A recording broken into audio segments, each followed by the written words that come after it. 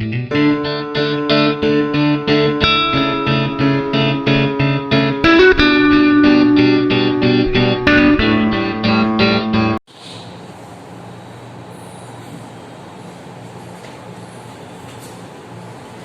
Students, Saraswati group of education તરફથી આપણે અંગ્રેજીના લેક્ચર્સમાં જુદા જુદા બોર્ડમાં પૂછાતા ટોપિક્સને ભણવા માટે નિયમિત રીતે મળતા રહેલા છે. ગયા વખતે આપણે ચેન્જ ધ વોઇસ નામનો ટોપિક છે તે પૂરો કરેલો. એની પહેલાં ચેન્જ ધ ટેક્સ્ટ છે તેનું સમાપન કરેલું. આજે આપણે એક સરસ મજાનો તેવો જે ટોપિક લઈ અને આજે સમજશું. તો તેનું નામ છે ફંક્શન્સ.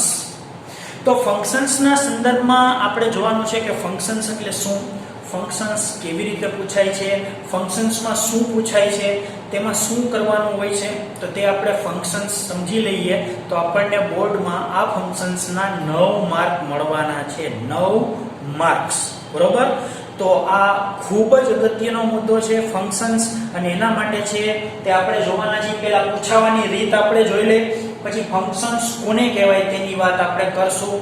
ફંક્શન્સના જવાબ કઈ રીતે મેનેજ કરવા, આ કોષ્ટક શું છે એ બધું કદાચ તમે વિચારતા હશો તે બધા જ જવાબો હમણાં તમને મળી જશે. તો ખાસ વ્યવસ્થિત રીતે ધ્યાન રાખો. પૂછાવાની રીત છે OMR 3 માર્કમાં, એટલે કે 3 માર્ક OMR માં પૂછાશે. આપણે 50 માર્કના OMR નીકળી ગયા છે એટલે ઈ મગજમાં રાખતા નહીં, પણ ફંક્શન્સ OMR ની જેમ પૂછાય છે. કેવી રીતે? તો કે નીચે 4 વિકલ્પ આપેલા હશે પેપરમાં, પ્રશ્નમાં છે તે 4 વિકલ્પ, ઈ 4 વિકલ્પમાંથી આપણે વાક્યને ઓળખવાનું છે, બરોબર છે. તો 3 માર્કમાં OMR ની જેમ પૂછાશે, એટલે કે જેમાં વૈકલ્પિક છે તે આપણને જુદા જુદા 4 ઓપ્શન આપેલા હશે. તે જ રીતે આપણે જોઈએ તો જોઈન AB છે તે 3 માર્કમાં છે. જોઈન AB એટલે કે AB જોડકા જોડો. એ વિભાગમાં અમુક વિગત હશે, બે વિભાગમાં અમુક વિગતો હશે. તે વિગતોને આપણે સારામાં સારી રીતે સાચી યોગ્ય રીતે જોડી અને નીચે આખું વાક્ય છે તે શરત કમ્પ્લીટ કરી અને એની સામે તેના જવાબો લખવાના છે. અને તે જ રીતે કમ્પ્લીટ ધ સેન્ટેન્સીસ એ રીતે પૂછાશે. તો વાક્ય આપેલું હશે તે અધૂરું હશે, તે અધૂરું વાક્ય કાઉન્સમાં એક સૂચના આપેલી હશે. તો કાઉન્સમાં આપેલી સૂચનાના આધારે તે અધૂરું વાક્ય છે તે આપણે પૂરું કરવાનું છે. તો તે કમ્પ્લીટ ધ સેન્ટેન્સ ની રીતે આ ફંક્શન્સ પૂછાશે. તો ફરીથી આપણે એકવાર જોઈ લઈએ કઈ રીતે પૂછાશે. 3 માર્કમાં OMR એટલે કે વાક્યનો પ્રકાર, નીચે ફંક્શનનું નામ. 3 માર્કમાં AB જોડકા એટલે કે જોડકા જોડવાના હશે, અને 3 માર્કમાં છે તે વાક્ય પૂરું કરવાનું હશે. અધૂરું વાક્ય આપેલું હશે અને કાઉન્સમાં ફંક્શનનું નામ આપેલું હશે. તો તે ફંક્શનને આઈડેન્ટિફાય કરી અને આપણે વ્યવસ્થિત રીતે તે વાક્ય પૂરું કરવાનું છે. તો હવે આપણે જોઈએ કે ફંક્શન્સ એટલે શું, તો વાક્ય શું સૂચવે છે, આ વાક્યનું કાર્ય શું તે આપણે જે જણાવે ને તે ફંક્શન. એ વાક્યનું ફંક્શન એટલે વાક્યનું કાર્ય. સમજો તમે કોઈને પૂછો કે અત્યારે કેટલા વાગ્યા, તો તમે એને કીધું કે ભાઈ અત્યારે XY છે. સમજો અત્યારે 6 વાગ્યા છે, તો 6 વાગ્યા તે તમે એને કીધું તો તમારા વાક્યએ શું સૂચવ્યું? સમય સૂચવ્યો. પછી તમે કોઈને એમ કહો કે પ્લીઝ મને મદદ કરો, તો પ્લીઝ કહીને મદદ કરો તો તમે એને શું કર્યું? વિનંતી કરી. તો આ વાક્ય શું સૂચવે છે?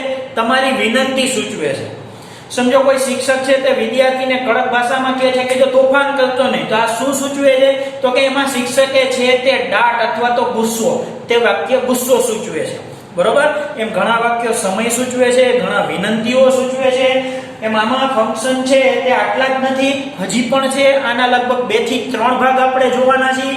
તો ખાસ એક જ લીટીમાં કહું, વાક્યની અંદર શું કહેવાયું છે, આ વાક્ય બોલવા કે લખવાની પાછળનું પ્રયોજન શું છે, તે ભાષામાં શું કામ કરે છે, સામેવાળાને શું ફલિત કરે છે, તે જે સમજાવે તેને ફંક્શન કહેવાય. ફંક્શન એટલે કાર્ય. વાક્યનું કાર્ય શું, આ વાક્યનું અહીંયા શું કામ છે, આ વાક્ય બોલાયેલું છે તો બોલાયેલું કે લખાયેલું વાક્ય છે તે શું સૂચવે છે. તો આપણે એના મેઇન પ્રકાર છે જે અમુક જોવાના છીએ. તો આ 3 અને 3 માર્ક્સ તો રોકડા જ છે, સમજી લેજો. માત્ર કમ્પ્લીટ ધ સેન્ટેન્સીસમાં થોડું ઘણું ઇંગ્લિશ આવડવું જરૂરી છે, જે ટેન્સ બેઝ છે. બાકી ઓળખાણ સૂચવવા માટે તો આ કોષ્ટક જે આપણે કરાવવાના છીએ તે કાફી છે. તો આપણે શરૂ કરીએ.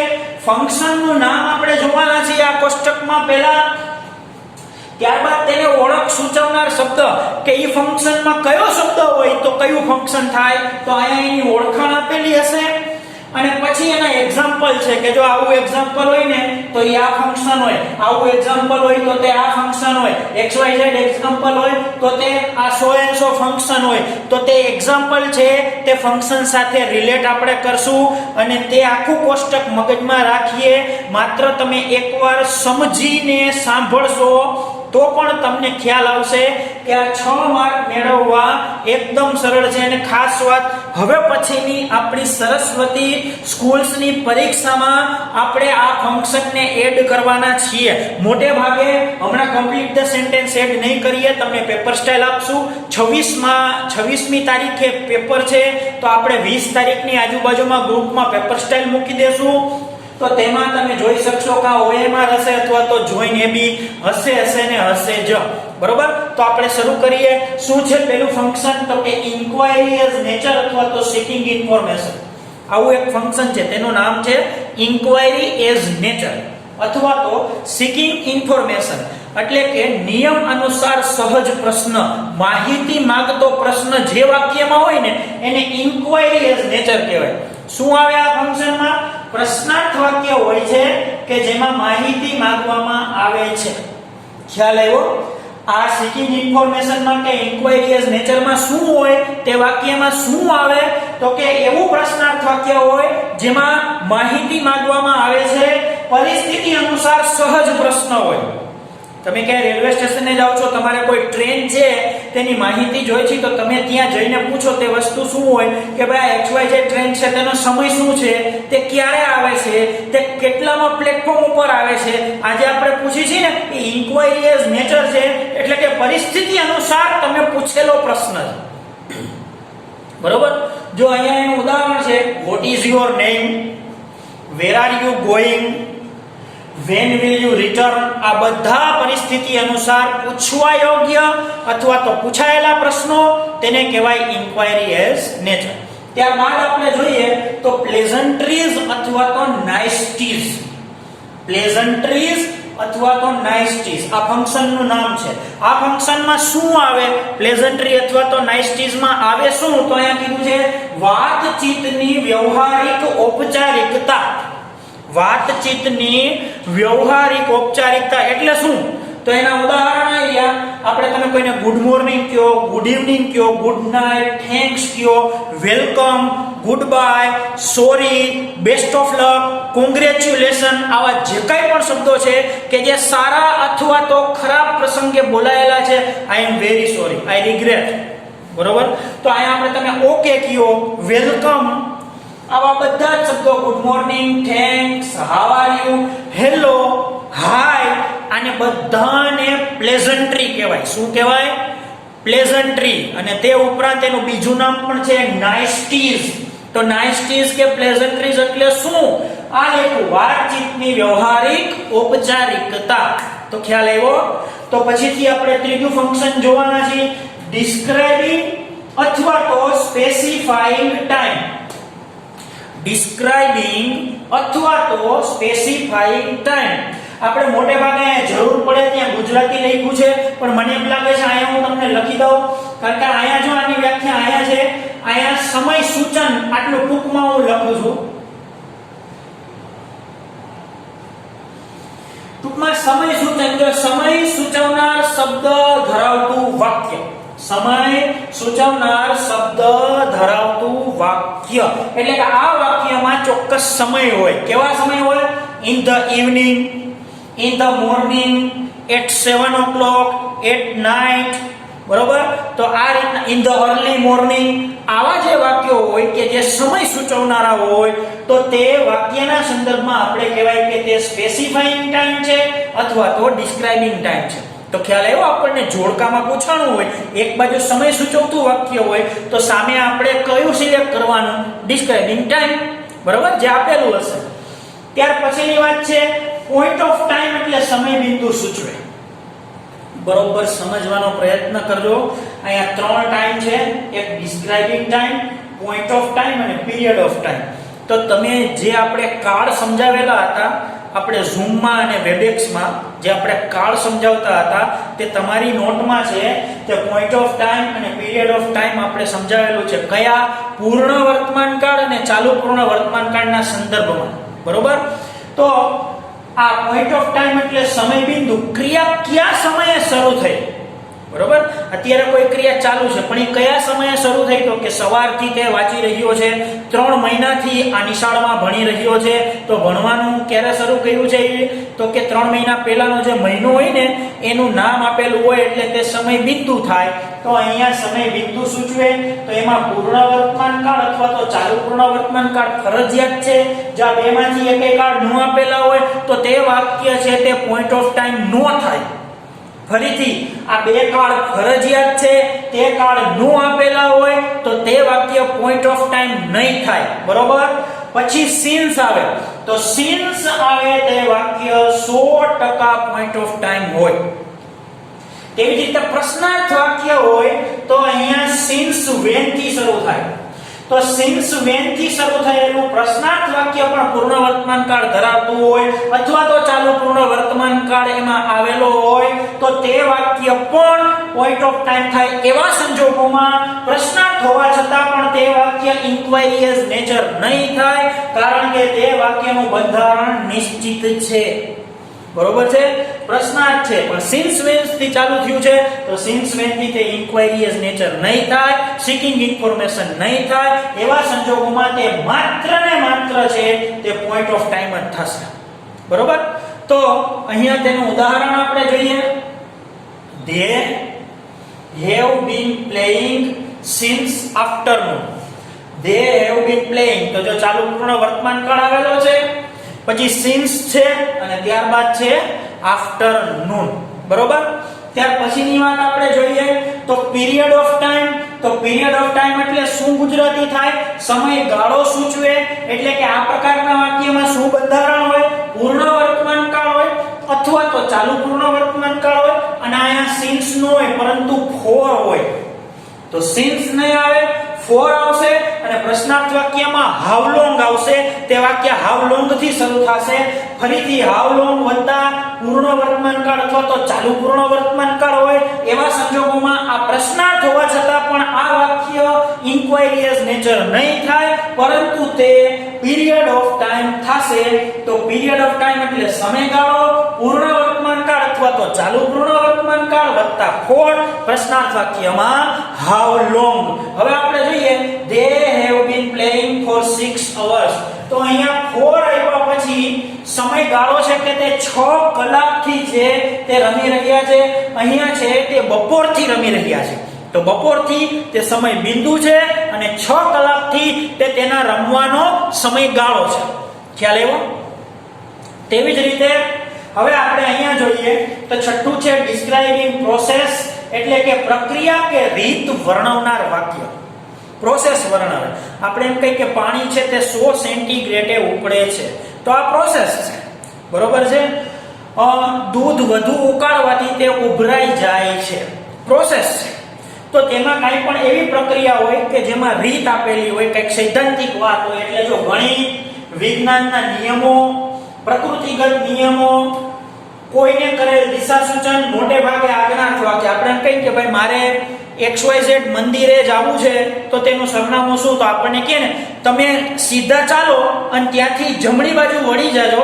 અને ત્યાં ડાબા હાથ ઉપર મંદિર છે તો આ તમે એને કીધું ને તમે મંદિરે પહોંચવાની પ્રોસેસ બતાવી બરોબર કોઈને ચા બનાવવી છે એ કઈ રીતે તો કે ભાઈ પહેલા તપેલી મૂકો એમાં પાણી ઉકાળો ચાની ભૂકી નાખો ઉકળવા દો દૂધ નાખો ખાંડ આ જે XYZ કહે ને એને પ્રોસેસ કહેવાય તો પ્રોસેસ જો અહીંયા ઓપન ધ ડોર દરવાજો ઉઘાડો આ એક પ્રોસેસ ટૂંકમાં એમાં કર્તાનું બહુ અગત્યનું ન હોય પણ કર્મનું અગત્યતા વધારે હોય add some milk in the tea ચામાં થોડું દૂધ નાખો પછી trees shed their leaves in winter વૃક્ષો શિયાળામાં પોતાના પાંદડા ખેરી નાખે છે સ્વિચ ચાલુ કરવાથી પંખો ચાલુ થાય છે પ્રોસેસ છે બરોબર છે તો અહીંયા આવી પ્રોસેસના વાક્ય હોય કે જેમાં કંઈક પ્રક્રિયા હોય કંઈક રીત હોય કંઈક સિદ્ધાંત હોય કાંઈ આપણે કોઈને સૂચન કરેલું હોય આવું વાક્ય હોય તેને પ્રોસેસ કહેવામાં આવે ત્યાર પછીની વાત છે ડિસ્ક્રાઇબિંગ પર્સન એટલે વ્યક્તિનું વર્ણન કરનારું વાક્ય. એટલે કે આ વાક્યમાં who એટલે કે જે શબ્દ ફરજિયાત આવે.